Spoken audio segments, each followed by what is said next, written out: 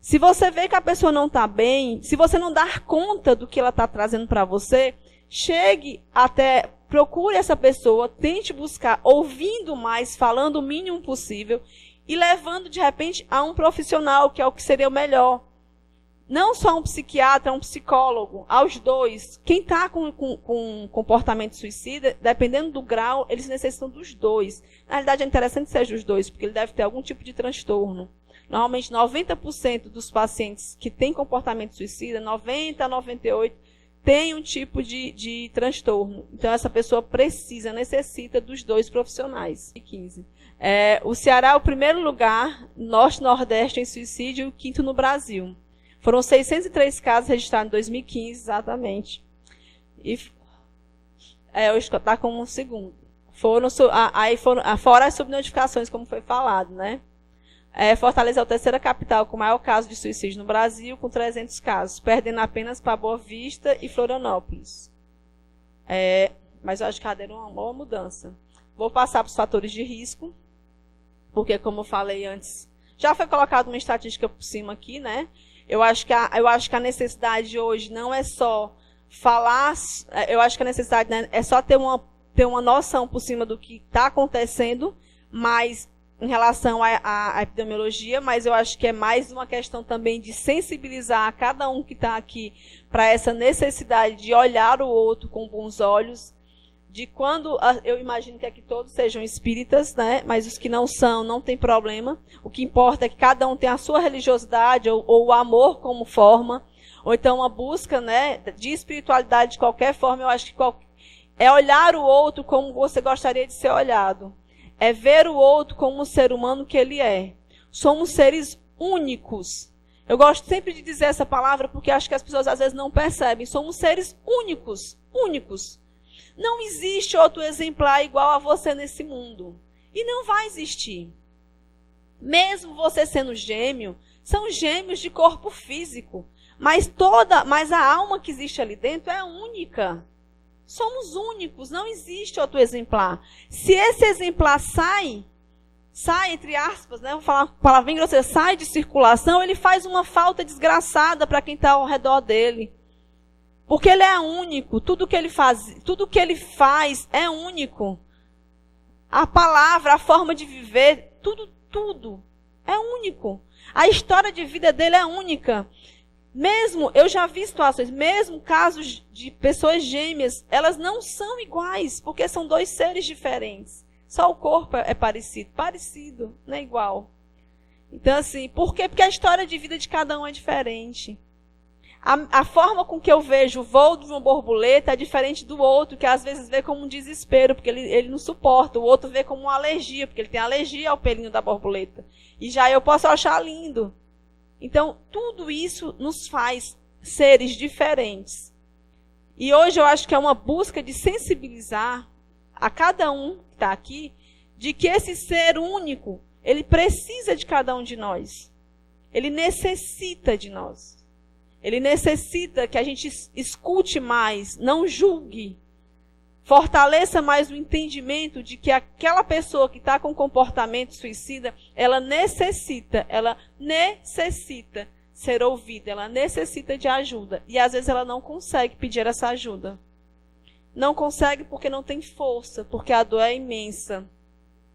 Quem aqui, quando briga com alguém que gosta muito, eu quero que levante a mão, tá?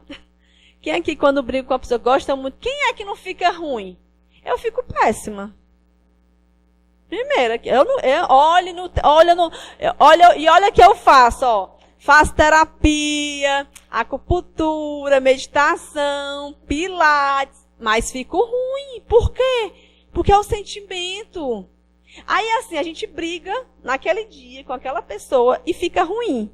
Imagina quem está sentindo uma dor psicológica que ela não tem nem noção nenhuma de onde vem essa bendita dor. Olha, essa maldita, né? Porque é terrível. Então, assim, não sabe de onde vem essa dor, por qual motivo tá passando por aquilo ali. Tem só uma real noção de uma queixa, mas não tem a demanda mesmo. Como é que essa pessoa não se sente? Ela não tem força. Não tem força. Ela não consegue dar conta. Então, assim, fatores de risco. Ter tentado há pouco tempo. Se uma pessoa tentou há pouco tempo, ela vai tentar de novo se ela não tiver todo um amparo adequado. Eu me lembro que, porque assim, para você entrar no Pra Vida, você faz uma prova. E aí eu, muito leiga, achando que eu tinha estudado muita coisa para essa prova, isso quando eu era ex-pravidiana, ainda aluna, e aí eu peguei e coloquei assim, se tentou há pouco tempo, não vai tentar mais não. Que ela aprendeu a lição, eu não sabia, né? Eu não tinha estudado, eu era muito ignorante. E aí hoje eu percebo que não, se ela tentou de novo, se ela tentou há pouco tempo, ela vai tentar de novo até ela conseguir. Por qual motivo? Porque ela não está bem. E ela não aprendeu lição nenhuma, porque isso não é lição, isso é dor. Eu falo isso porque eu gosto de lembrar do que eu pensei para que eu nunca mais volte a ser aquela criatura ignorante. Até pelos estudos, pela compreensão, pela vivência que eu tenho hoje, enfim. É compreender que aquele sujeito, ele sente dores terríveis na alma, porque são dores de alma, dores da alma.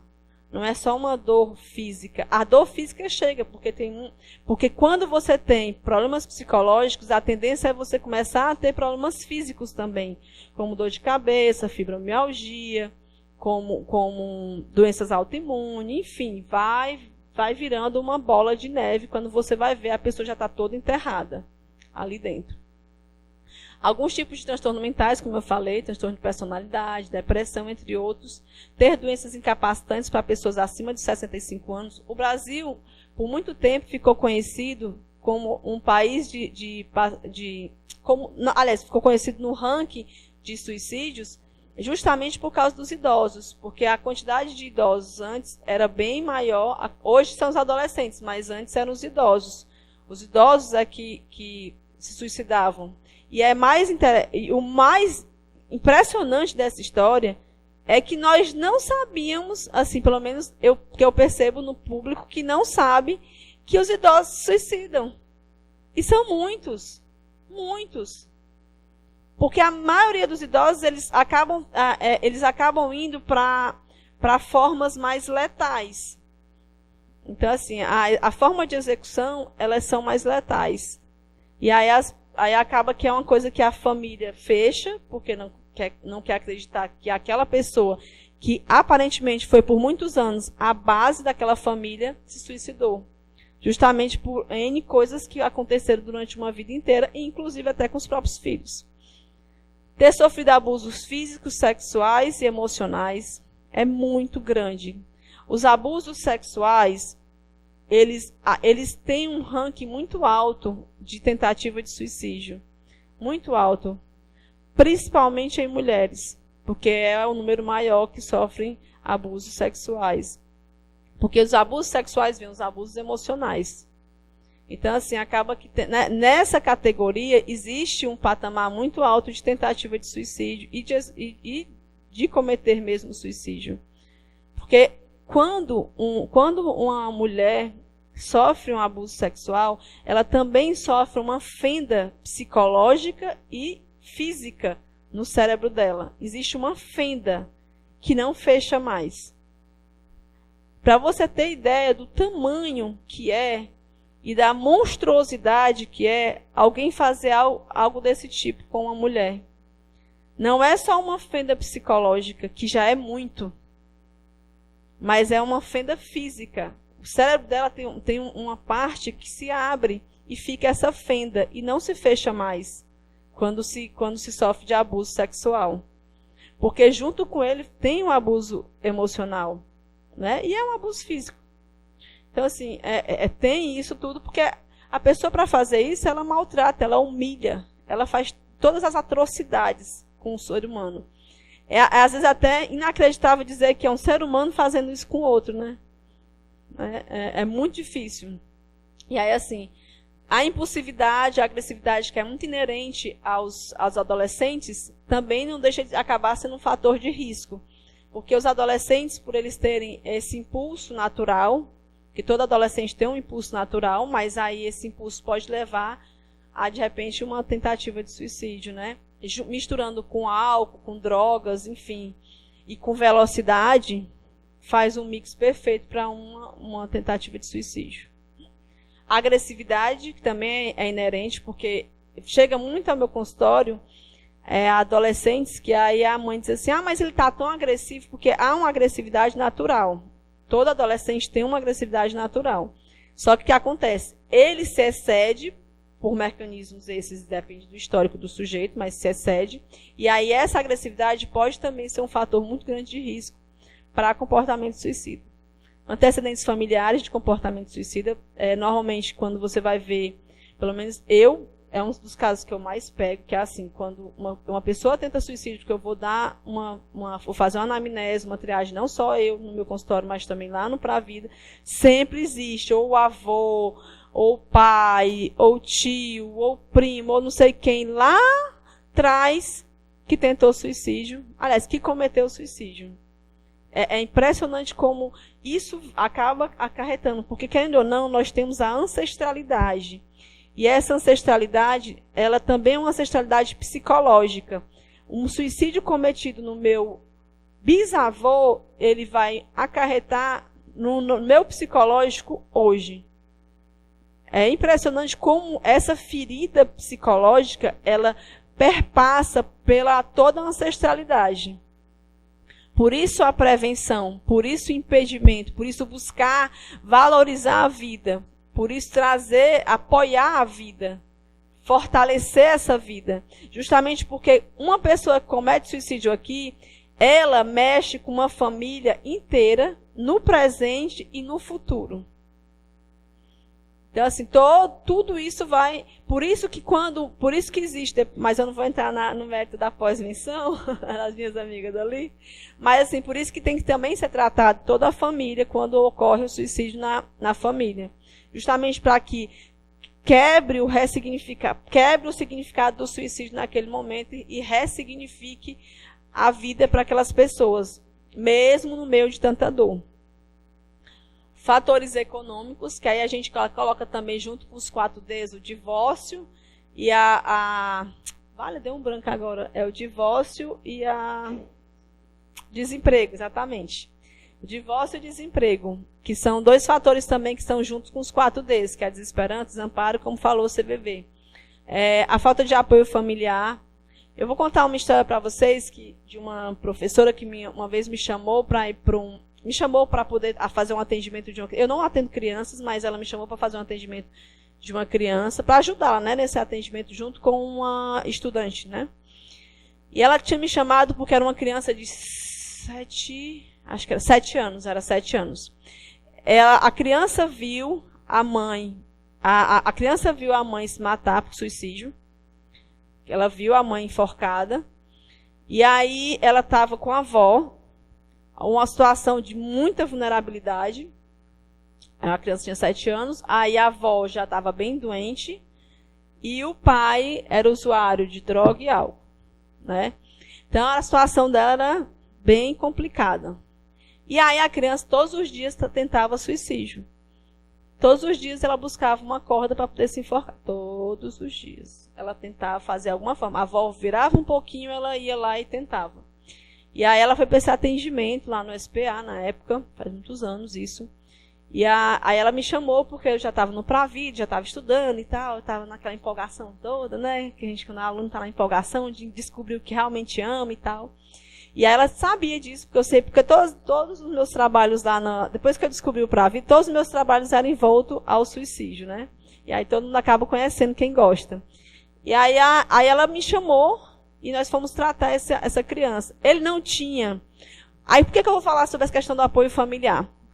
Essa criança, ela não tinha nada que pudesse segurar ela aqui. A mãe tinha falecido, né, por suicídio. O pai não estava nem aí para ela, porque realmente era um doente, né, estava só drogando, enfim, estava numa situação bem complicada, estava vivendo na rua. A mãe, a avó muito doente, a avó muito ignorante, sem ter não tem muito carinho, né? Não tem aquela coisa porque é uma pessoa muito sofrida, tinha perdido a filha daquela forma dentro de casa. Enfim, era uma pessoa que não tinha também uma educação que pudesse acolher essa criança. Mas a única coisa que eu achei muito bacana é que ela foi buscar ajuda, ela foi buscar, né, o profissional que pudesse ajudar e tal. Então, era uma forma. Então, essa criança ela não tinha nada. E ela sempre dizia nos atendimentos, eu vou me matar. Eu não tenho motivo para viver. Aí, no meio dessas coisas, eu peguei e disse assim, professora, tenta achar no meio... Aí eu pedi para a estagiária, tenta achar um fio de esperança. Mas um fio, assim, um fio pequeno. Nem que a gente sabe, um fiozinho mínimo para poder ela conseguir se enraizar minimamente nesse planeta. E aí nós descobrimos que essa criança gostava de um cachorro. Não, o sonho da vida dela era ter um cachorro. Pronto, conseguimos esse cachorro. Ela conseguiu, na verdade. A criança mudou. O cenário mudou. Ele teve uma força de vida porque ele tinha alguém para ele cuidar. Ele não era cuidado, mas ele tinha alguém para cuidar. E aí pronto, aí toda a sessão foi em cima do cachorro. E o cachorro estava ficando bonito, o cachorro estava assim, o cachorro estava assado, estava tudo maravilhoso. Nessa história nós conseguimos perceber que o cachorro foi a fonte de vida dessa criança, que hoje está lá. Então assim, ele continua em atendimento, porque ele faz outras coisas, né? Pelo menos até o ano passado, hoje eu não sei, mas até o ano passado, ele continuava em atendimento e tal, e foi o fio de vida que nós encontramos. O fio. Então, assim, onde nós pudermos nos apegar a um fio de esperança, a vida. E onde há vida, a gente vai até onde der. Até onde a pessoa nos permitir. Porque a busca de prevenir, de ajudar, tem que ser maior do que simplesmente dizer, não, se matar mesmo, deixa pra lá. É uma vida que está dizendo. E tem uma coisa que eu achei muito interessante nas palestras que eu fiz, que foi assim. Uma vez uma pessoa chegou e falou no meio da palestra assim, quando a pessoa te dá quando ela fala para você que não está bem, que está querendo se matar, e dá esses trejeitos de que realmente vai tentar suicídio, ela está te dando, aí a pessoa me diz assim, eu já fiz isso, ela acabou falando, né, confessando num local que tinha tentado e tal, mas que ela tinha dado um presente para a pessoa. Ela tinha dado um presente para a pessoa que ela acabou contando. Tipo assim, eu contei para você que vou tentar suicídio, então estou te dando um presente que é a minha vida para ver se tu me ajuda. Aí ela falou, eu achei interessante quando ela falou isso, né? Eu disse assim, realmente é um presente mesmo. É um presente o quê? Quando uma pessoa chega para você e diz assim, olha, eu não estou bem. Eu estou te dando um presente maior do que tudo que eu posso dar dar, né? Em bens materiais. Eu estou dando a minha vida para você e dizendo assim, me ajuda pelo amor de Deus, que eu preciso de ajuda. A família, como já diz o Espiritismo, ela não precisa ser laços consanguíneos. São os laços espirituais. E em cima dos laços espirituais, nós trabalhamos os amigos, as pessoas que a gente tem afinidade, né? Que nem sempre é o familiar. Quantas pessoas no Pra Vida chegam em que a família não está nem aí? A família consanguínea, mas ela chega com um amigo, com colega de trabalho, com colega da escola. Já vi muitos adolescentes chegando com colega da escola. E a mãe do colega da escola. Porque a mãe se importa mais do que a própria mãe do paciente. Porque são os laços eternos, né? Os laços espirituais, os laços de ligação, os laços de afinidade. Então, nem sempre o suporte familiar vai ser realmente da família. É interessante que fosse, seria maravilhoso se fosse, mas no mundo ideal seria assim. No mundo real, muitas vezes não é. Então, a gente trabalha com aquilo que a gente tem. E aí a questão é você buscar na família, na família de afinidade que aquela pessoa tem. Buscar trazer essa autoestima. Eu lembro que já chegaram várias pessoas para atendimento, e aí, não só no Pra Vida, mas lá no meu consultório, que aí a pessoa chega numa situação em que ela está meses sem cortar um cabelo, meses sem fazer uma unha, dias, às vezes, sem tomar banho, não está bem. E aí eu pego e falo, não, olha, vamos fazer o seguinte, né? Primeiro lugar, tomar um banho, ajeitar esses cabelos, fazer uma unha aí, porque ninguém merece uma mulher ter que fazer uma unha. Eu disse, fazer uma sobrancelha, fazer uma geral aí nesse corpo, para poder você começar a se olhar bem. E aí a primeira tarefinha, porque eu adoro fazer tarefinha de casa, né? Eu passar a tarefinha de casa. Aí eu disse, olha, vamos fazer isso aqui. Vamos começar primeiro com você, depois a gente trata o restante. E aí, eu percebo o quanto ela dá uma melhorada. Eu percebo o quanto aquele sujeito diz assim, caramba, mas eu nunca mais tinha me olhado desse jeito. Como é que pode? Eu nunca mais tinha me visto assim. Como eu estou me sentindo bonita. Aí eu disse, bote um batonzinho agora, vê como é que fica aí. Né? Trazer um pouco essa vaidade, não a vaidade egoísta, mas a vaidade necessária. Dela poder olhar no espelho e dizer, minimamente, não estou bem. Aquele homem que está com o cabelo enorme, que não toma banho, não se asseia, não tem um pingo de vontade, não olha, não ajeita uma roupa. Vai para o consultório do jeito que deu, porque não está dando conta. E aí você olhar para ele dizendo, olha, vamos começar aqui a mudar essas roupas, a pegar e botar um perfumezinho, ficar cheiroso, cortar esse cabelo.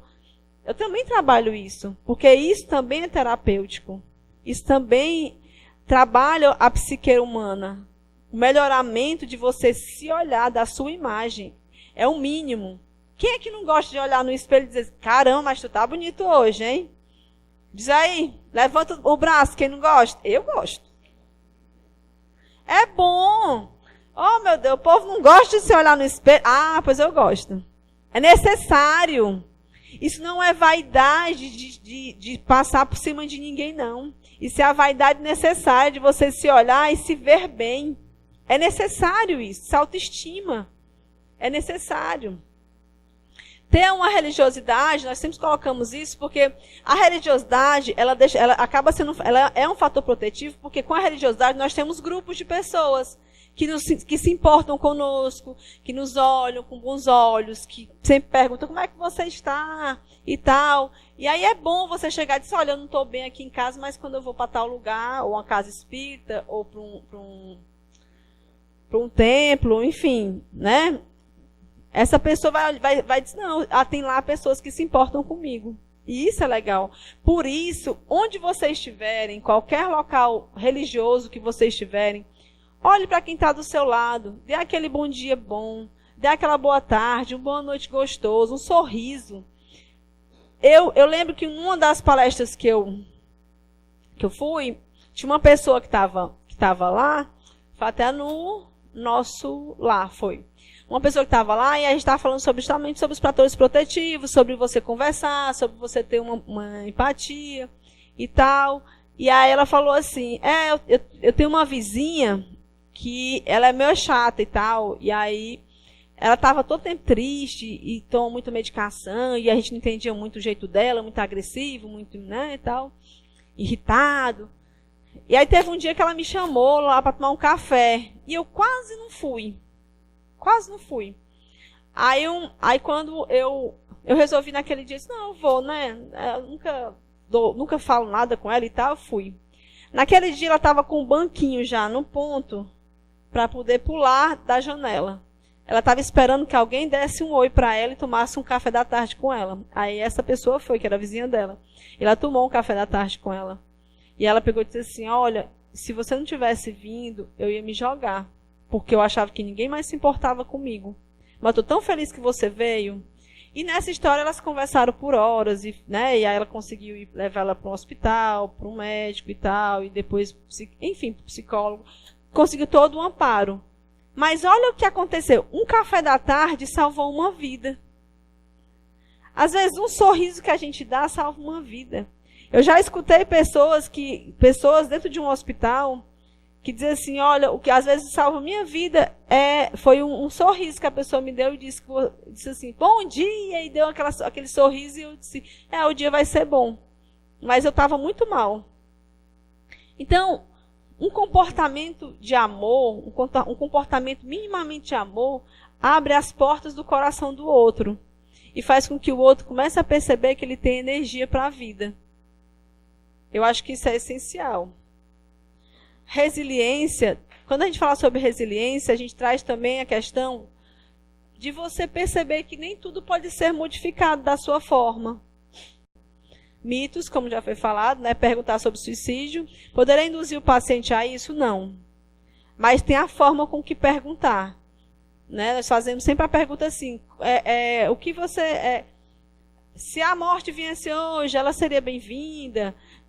Você tem planos para o futuro? Essas coisas. Você não vai diretamente falar suicídio. Está pensando em suicidar? Não, não é assim que se aborda. Mas sua pergunta o que é que você está pensando?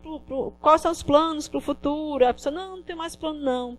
Aí diz, se a morte viesse hoje, fulano, ela seria bem-vinda? Ah, seria muito bem-vinda. Mesmo, como é que seria essa morte? E aí a pessoa vai falando, até o momento em que ela mesma vai dizendo para você que quer se suicidar. E às vezes ela está dizendo assim, não, eu queria tirar minha vida, eu queria dormir, não acordar mais.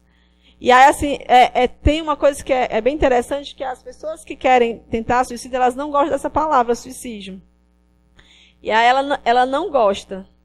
Tanto que, assim, eu abordo bastante na hora que a pessoa já começa a falar, a mostrar que realmente está querendo, né, se suicidar. Eu digo, mas é suicídio. Uma hora que ela já falou várias coisas que realmente deu a entender de que é uma morte que ela está planejando, que ela já está quase executando, que ninguém mais se importa com ela. Aí você fala, mas você está querendo se suicidar? Não é suicídio, não. É só dormir e não acordar mais. É tomar uma medicação, dormir e não acordar mais. Aí eu disse, não, mas tomar uma medicação, dormir e não acordar mais é suicídio. Porque essa palavra meio que impacta o outro, ao ponto dele parar e pensar, caramba, é isso mesmo que eu estou querendo fazer, é suicídio. E aí poder falar sobre isso. Ele está ameaçando suicidar apenas para manipular, isso não é verdade. Né? Não é verdade. A pessoa que está ameaçando, ela pode cometer sim. E provavelmente vai cometer sim. Quem quer se mata mesmo? Não. Como foi falado pelo CVV, é a dor que ela quer matar. Não existe. É só de que ela quer tirar a própria vida, ela quer tirar a dor. Uma vez suicida, como eu já falei, pode nunca mais ser suicida, porque colocar sempre suicida, não. Se fizer um tratamento correto, tudo bem direitinho, tiver um acolhimento, ela nunca mais pode ser suicida. Ela pode ter tentado uma única vez e nunca mais ocorrer. Tudo vai depender de como essa pessoa vai encontrar outra que a ajude.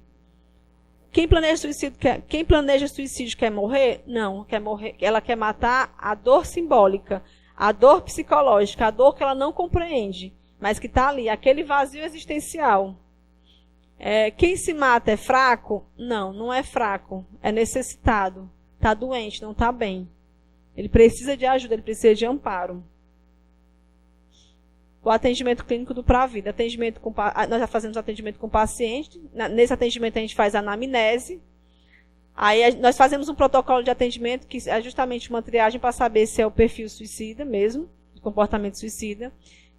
Além disso, né, utilizamos arte-terapia, dependendo da situação da pessoa, fora a questão mesmo da fala, né, da catarse.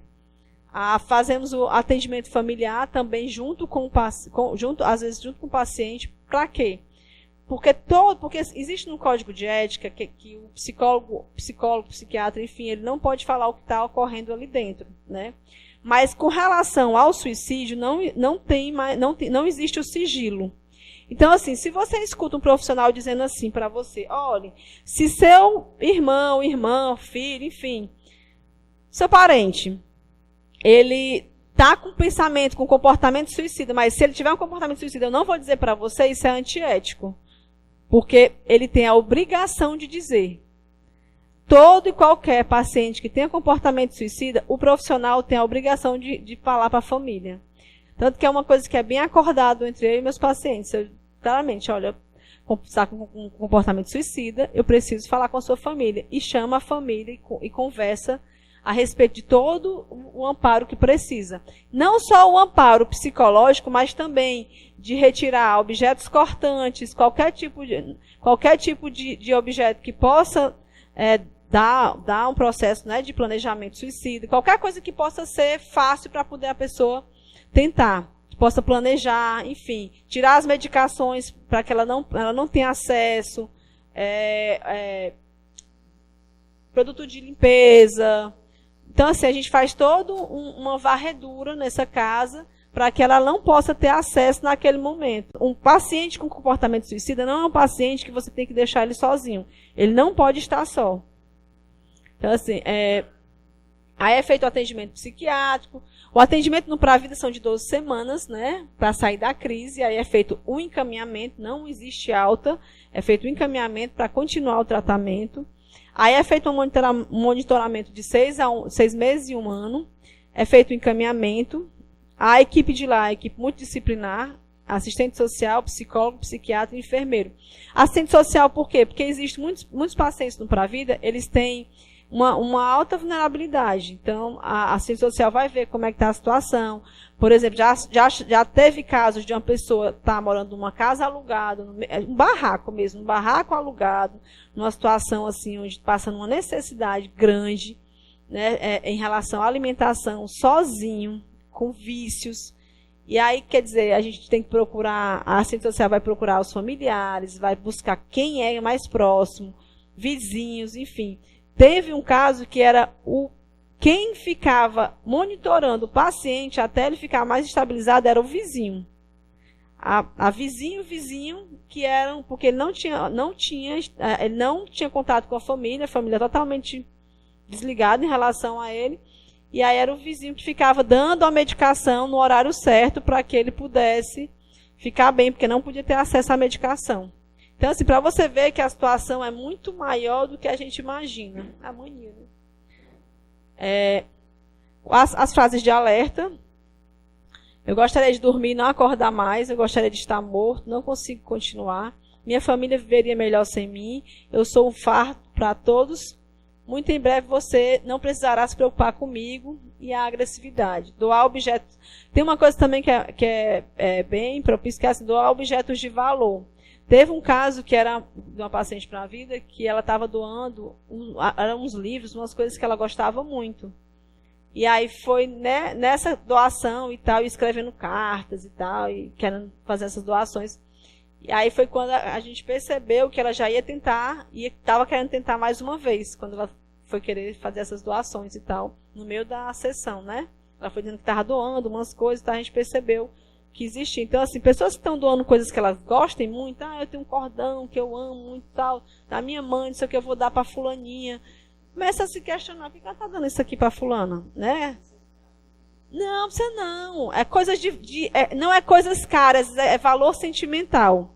Né? Pode ser um cordão de corda. Né? Eu falei um cordão porque foi Mas, assim, é qualquer coisa, mas que ela tenha um apreço muito grande. Se ela está doando, começa a se questionar.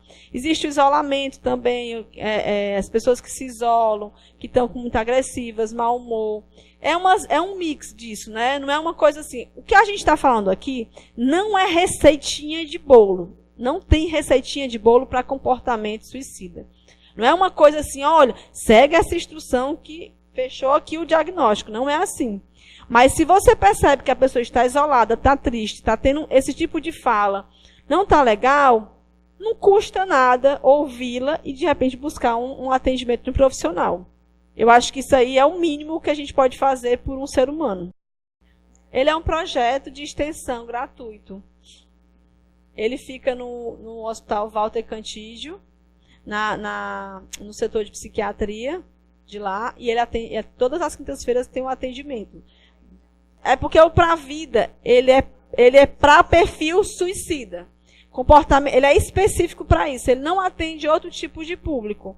Ele é específico para comportamento suicida. Uma vez eu atendi um paciente lá no Pra Vida, que ele estava tentando se suicidar, só que antes ele queria matar alguém, para depois suicidar. Aí o que foi que aconteceu? Ele disse que estava com querosene e com o isqueiro para poder queimar alguém. E depois queimar. Aí, quando eu fiz o atendimento dele, ele disse assim para mim, eu vou matar a primeira pessoa, eu digo do meu Deus, a primeira pessoa que eu ver, eu digo, pronto, vai me matar. É hoje. Né? E aí, com o querosene do lado, né? E o isqueiro. Ele disse, eu vou matar a primeira pessoa que eu ver hoje. Eu digo, pronto. Pois então, aí a gente tem essa prática assim, pois me diga como é que você vai matar essa pessoa. Eu vou jogar querosene nela, vou fazer não sei o quê, vou jogar o fogo, depois eu jogo em mim, não sei o quê, o que mais você vai fazer? E aí, como é que vai ser? Mas vai ser isso, vai ser aquilo, não sei o quê, não sei o quê, não sei o quê.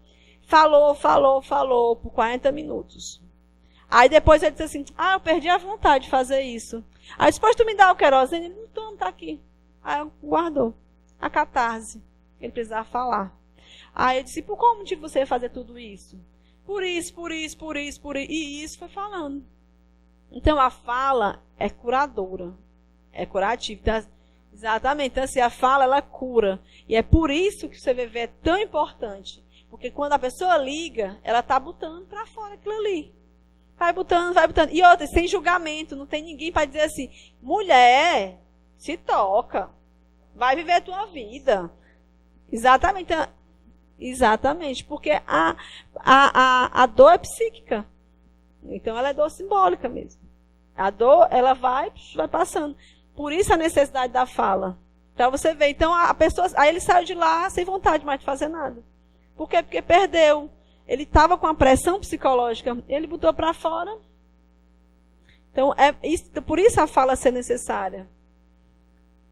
O que não fazer? Não pode ignorar a situação, nem ficar chocado. Ai, meu Deus, o que eu vou fazer agora? Não, não faça isso. Falar que vai ficar tudo bem. Olha, tem uma coisa que é terrível. Não diga ao outro que ele vai ficar bem, porque você não sabe se ele vai ficar bem. Então, assim, vai dar... Não se preocupe não que vai dar tudo certo. Não diga isso. E nem prometa que vai dar tudo certo. Não prometa uma coisa que você não pode cumprir. Você não sabe o que o outro está passando. Você não sabe se vai dar certo. Você não sabe. Nem o profissional sabe se ele vai conseguir dar conta daquele paciente. Porque vai ser uma interação de duas pessoas. É o que eu sempre falo aos meus pacientes. Eu pego na sua mão e eu vou junto com você. Mas se você quiser soltar, eu não posso fazer nada. O que eu posso dizer é que eu estou aqui para o que você precisar. Mas isso também depende dele. Não é de mim. Então, não se pode falar que vai ficar tudo bem. Ou desafiar a pessoa. Não, viva, você vai ver. Ó, aposto que você vai viver. Não desafie. Porque ela vai dizer, não, eu prefiro morrer, é mais fácil. Ela não está bem? Então, assim, dar falsas garantias, não expressar perspectivas morais religiosas, fazer parecer um problema trivial, jurar segredo, ficar em pânico. Já estou terminando. Então, assim, a prevenção existe. Falar sobre suicídio é necessário. Validar a dor do outro. Identificar quem está passando por isso e ouvir. Escuta mais, gente. Olha, 2 ouvidos, 1 boca. Fala menos. Né? Não é à toa. 2 ouvidos, 1 boca. Escuta mais e fala menos. Escuta. Nós precisamos de pessoas que escutem mais. A nossa sociedade está mais doente porque a gente quer falar mais do que escuta. Então, escuta.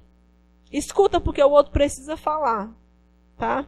Incentivar a pessoa a procurar um psicólogo, um psiquiatra, fortalecer o vínculo familiar, religioso, social. Se essa pessoa não quer, porque tem pessoas que dizem, não gosto desse negócio de vínculo religioso. Inserem alguma coisa que ela goste. Diga assim, por que você gosta, então? Não, eu gosto de teatro. Pronto, vamos para o teatro. Não interessa, é um grupo. Ele precisa se agregar a alguma coisa, ver que é útil no mundo. Fortalecer, fazer um tratamento adequado com profissionais citados. E ressalto o quanto essa pessoa é importante. Ressalte o quanto ela é importante, o quanto ela é necessária no mundo. Como eu falei, somos seres únicos no mundo.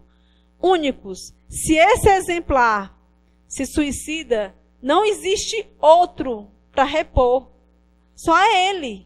Então ele é importante sim, ele é especial, ele é único.